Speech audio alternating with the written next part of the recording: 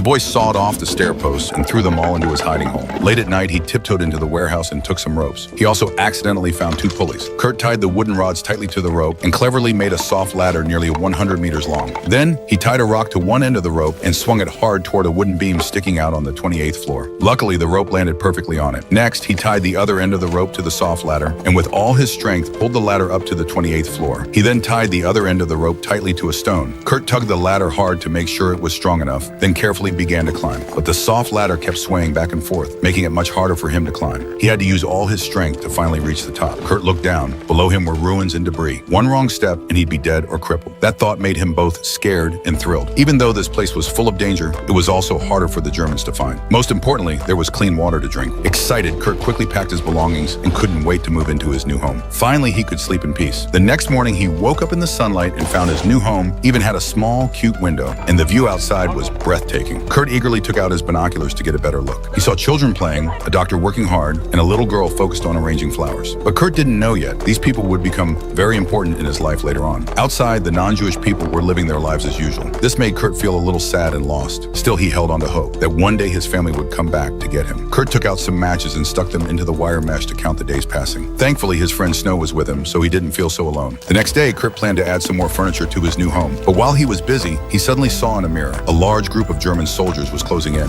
He dropped what he was doing and fled in a panic. As the soldiers were about to enter, Kurt quickly let down the ladder and climbed up desperately. Just 1 second before the soldiers came in, he pulled the ladder back up and avoided being discovered. It turned out a captured Jew had told him about his companions hiding in the basement. Right then, Kurt accidentally bumped the rope and the ladder suddenly fell. Even worse, a Nazi officer was standing right below it. Kurt tried hard to pull the ladder back up, but the rope got stuck. He had no choice but to risk going down and loosen the stuck rope by hand. The officer was about to notice him. At that critical moment, an assistant called out to the officer just in time to distract him. Kurt also took that chance to get away safely. After the soldiers left, Kurt carefully went to the hiding hole of the Jew who had just been captured. To his surprise, the place was amazing. It had furniture, plenty of food, and even a shower. Overjoyed, Kurt took a nice, relaxing bath, then happily packed some food to bring back to his home. But just as Kurt left, the Germans suddenly returned. The officer noticed that the shower still had wet spots, clear proof that someone had just been there.